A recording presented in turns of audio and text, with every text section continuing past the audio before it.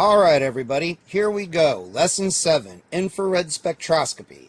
I almost didn't cover this, but this is such a ubiquitous technique, and you will see it in academic journal articles all the time, and some people had expressed some interest in it, and I figured that I would go ahead and cover it. I wouldn't skip over it.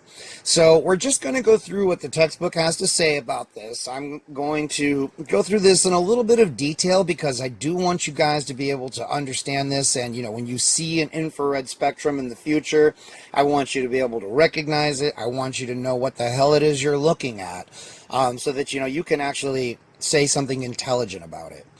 Now, infrared spectroscopy is a simple, rapid, and non-destructive instrumental technique. That's awesome, right?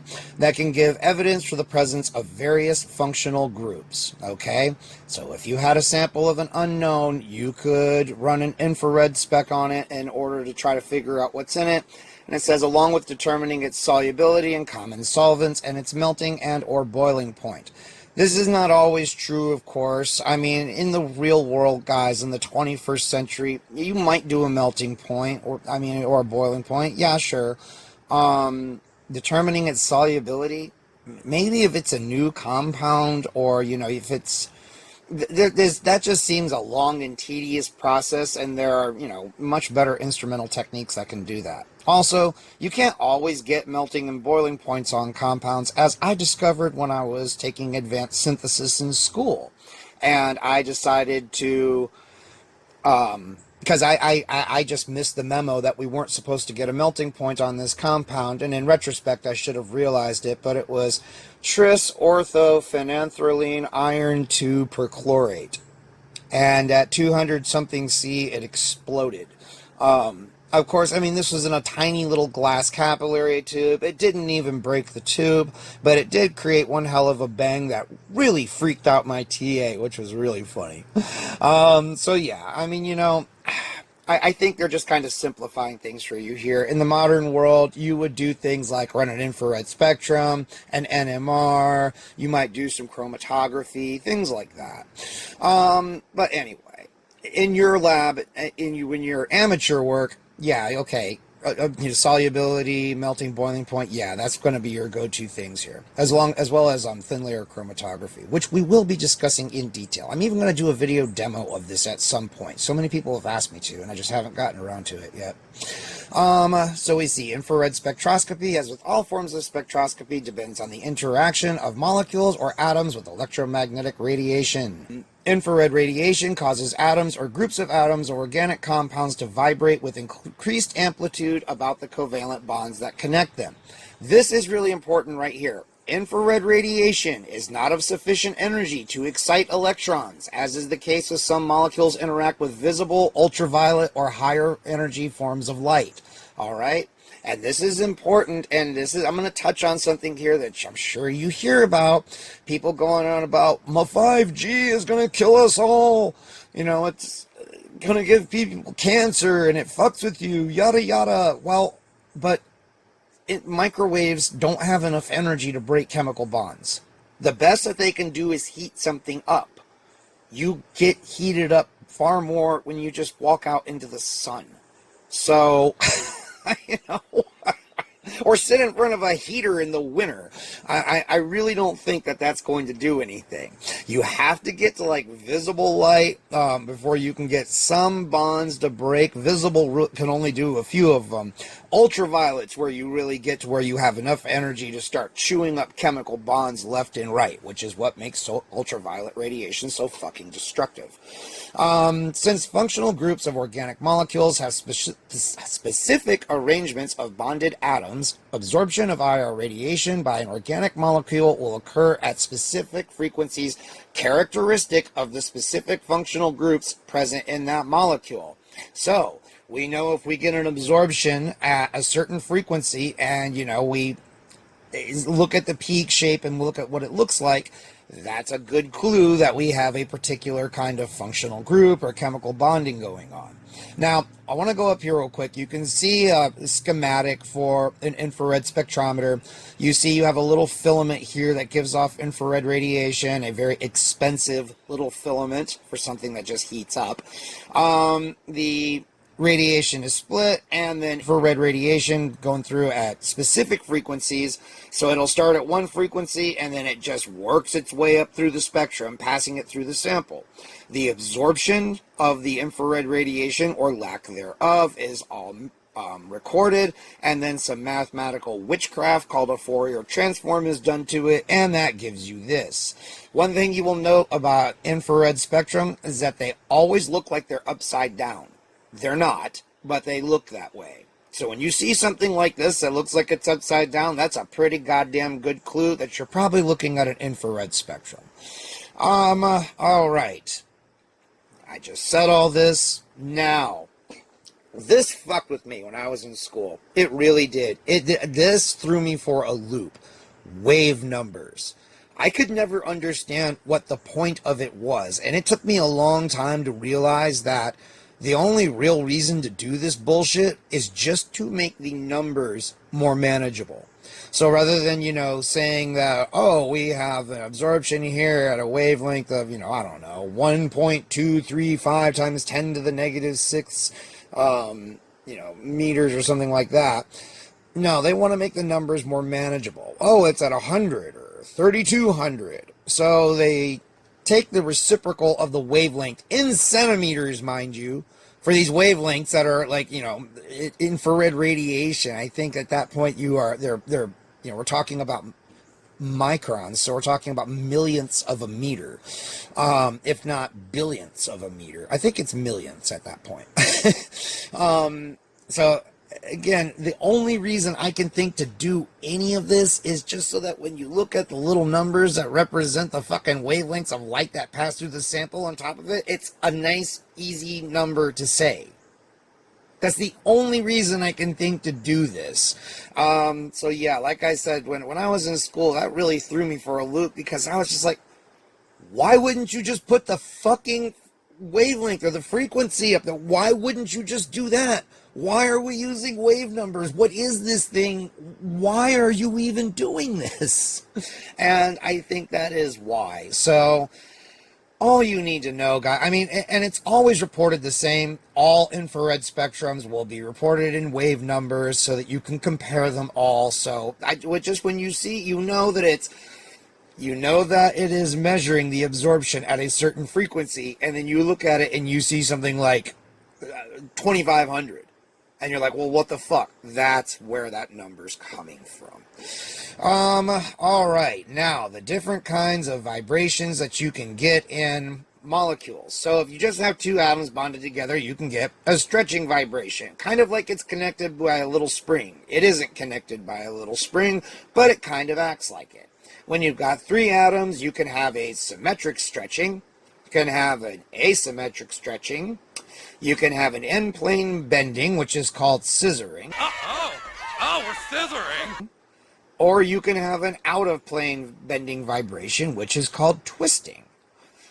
All right. The frequency of a given stretching vibration in an infrared spectrum can be related to two factors. These are the masses of the bonded atoms. Light atoms vibrate at higher frequencies than heavier ones, and the relative stiffness of the bond.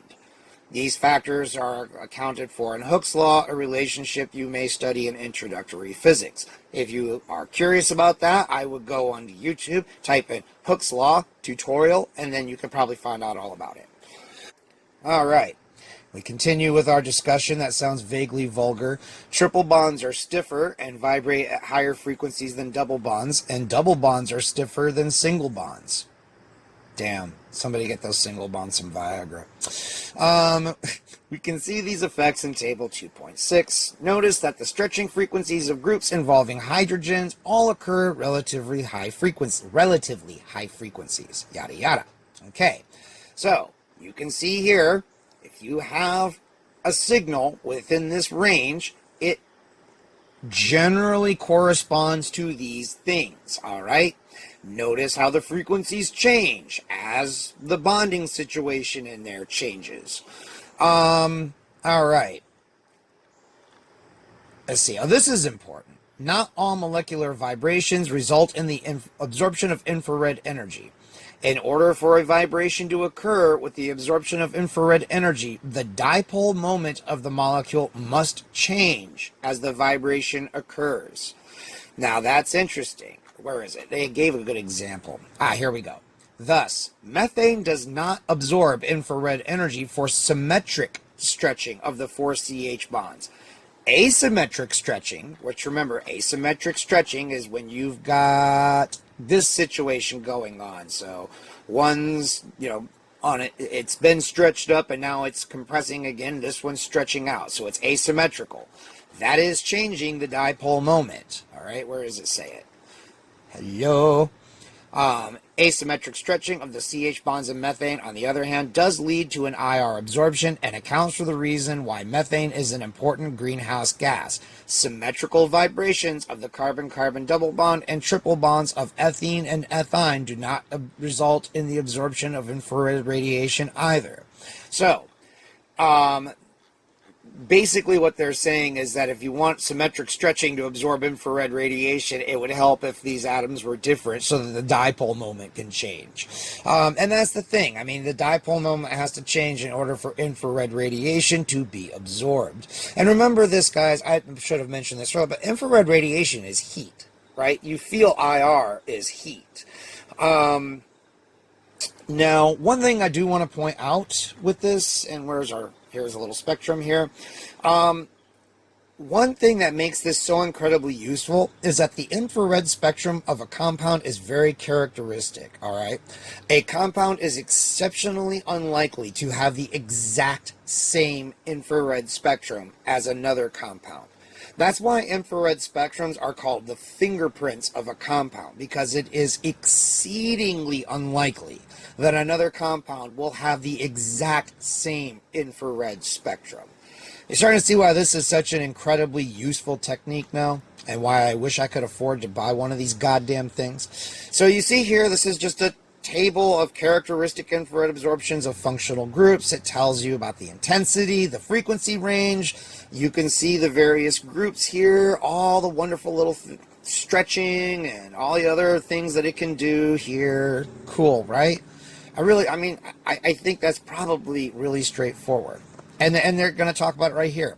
Because IR spectra of even relatively simple compounds contain so many peaks, the possibility that two different compounds will have the same IR spectrum is exceedingly small.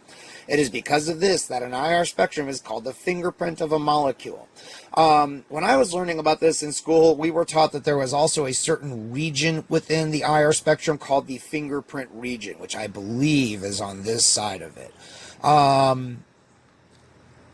But you take the whole spectrum as a whole. I mean, obviously, if there is a region called the fingerprint region, great. You can look at that, and you can look at the whole fucking thing, and that region will still be there. So, you can look at the whole thing as the fingerprint. That's a better way of looking at it anyway. If two pure samples give different IR spectra, one can be certain they are different compounds. If they give the same IR spectrum, then they are very likely to be the same compound. Very straightforward, right? Alright everybody, here we are, 2.16 with interpreting IR spectra. Now, you're going to come down here, we're going to see some example spectra that they give us here. You can see one for octane here, and you can see they tell you what the peaks are. So here we have the CH bending vibrations, we have the absorptions from those. This is the CH3 bending, so this is each one of these here on the ends. This is the CH2 bending, so this is the ones that you're getting in these carbons in the middle. Here, same thing, except for the stretching vibrations. We come down, we see the spectra for toluene. You see we've got different kinds of peaks going on here. We have a characteristic peak for the carbon-hydrogen stretching vibration when you have an aromatic ring system. So they're calling it the aromatic hydrogen stretch. We have the CH3 stretch off of our methyl group here. Combination bands, don't worry about what those are, because honestly I can't really give you too much of an intelligent discussion on those. Aromatic stretch that we see here, this is for the carbon-carbon double bonds that are in resonance, and CH bending for monosubstituted benzene. So this peak here is characteristic of a monosubstituted benzene. And you're starting to be able to see now, I hope, why this is so incredibly useful. All right, so we come down here to 2.16a, and we're going to talk about hydrocarbons. So, all hydrocarbons give absorption peaks in the 2800 to 3300 region that are associated with carbon-hydrogen stretching vibrations, okay? So, you know you've got a hydrocarbon if you've got a peak in this region, or you're very likely to have one. We can use these peaks in interpreting IR spectra because the exact location of the peak depends on the strength and stiffness of the CH bond, which in turn depends on the hybridization state of the carbon that bears the hydrogen. CH bonds involving sp hybridized carbons are the strongest, and those involve sp3 hybridized carbons are the weakest. And that goes along with the order of the bond strength. So your bond stiffness is the same as the bond strength. The carbon-hydrogen stretching peaks of hydrogen atoms attached to sp hybridized carbons occur at the highest frequencies of about 3300. All right. They say the exact same thing again, and then they say you can see the absorption of the alkynyl CH bond of one heptine at 3320, or acetylenic. Acetylenic is an older term for this, and that is the hydrogen that we have coming off of this carbon right here, because this carbon doesn't have any hydrogen, right? It's got 4 bonds, no hydrogens here, so it's gotta be this one here. And where is it? Right here. See it? There we go. There's our CH stretch off of an sp hybridized carbon. Okay. Coming down here, we have 1 octene, so this is a double bond, and you see you've got different peaks here. See, this is all very, very simple, really. Carbon-hydrogen stretching peaks of hydrogen atoms attached to sp2 hybridized carbons occur in the 3000 to 3100 region. Let's see. Alkenyl CH bonds and the CH groups of aromatic rings give absorption peaks in this region. We see the alkenyl CH absorption peak at 38 or 3080 and the spectrum of 1 octene, so that is up here. Okay. It's telling you what you can already see off of this, just off of the graph. All right. Let's see methyl and methylene absorption peaks in the spectra of octane. Methylbenzene, 1 heptine, and 1 octene. Hydrocarbons also give absorption peaks in their IR spectra that result from carbon-carbon bond stretching. Carbon-carbon single bonds normally give rise to very weak peaks that are usually of little use in assigning structures. More useful peaks arise from the carbon-carbon multiple bonds, however.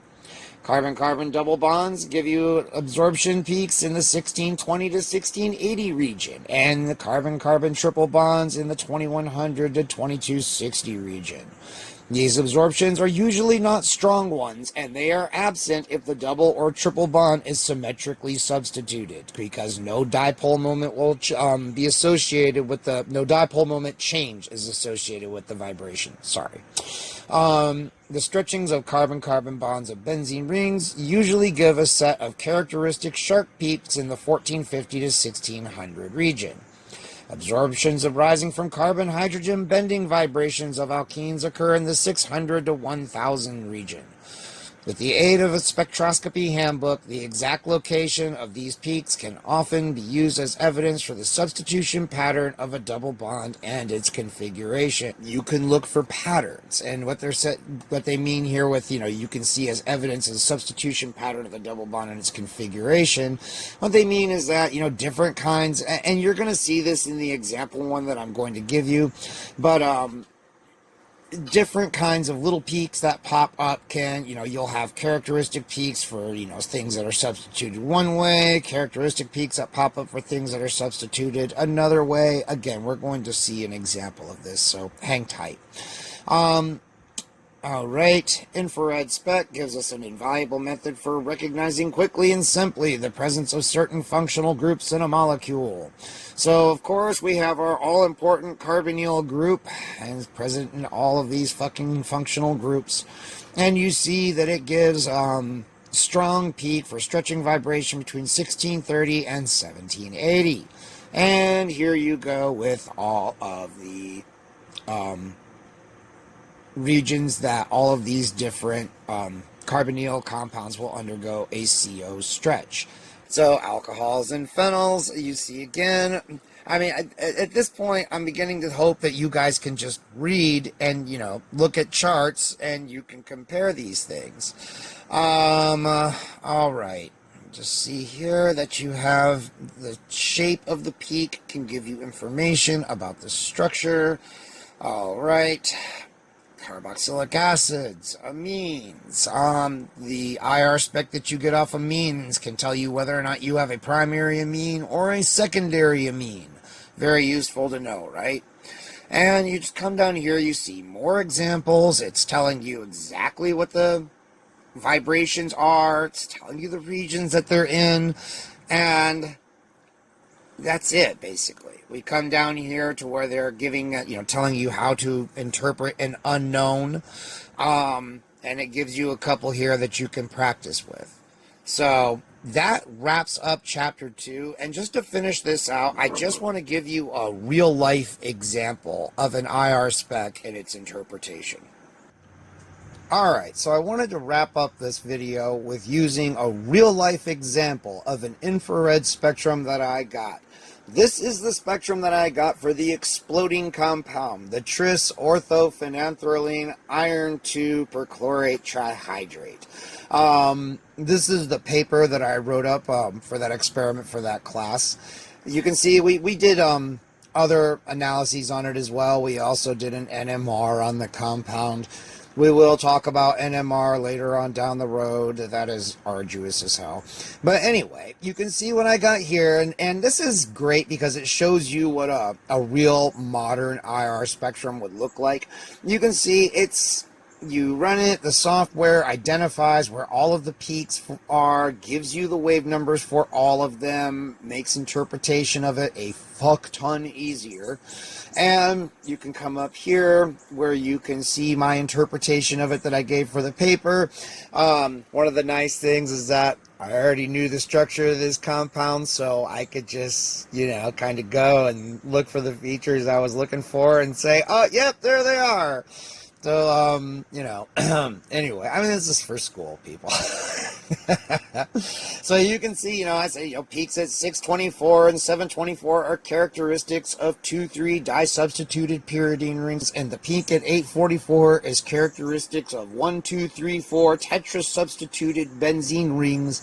The presence of aromatic moieties, which just means parts, in the final product was also indicated by peaks at 1428 and 3071. These 5 peaks confirm the presence of an ortho-phenanthroline ring system in the final product.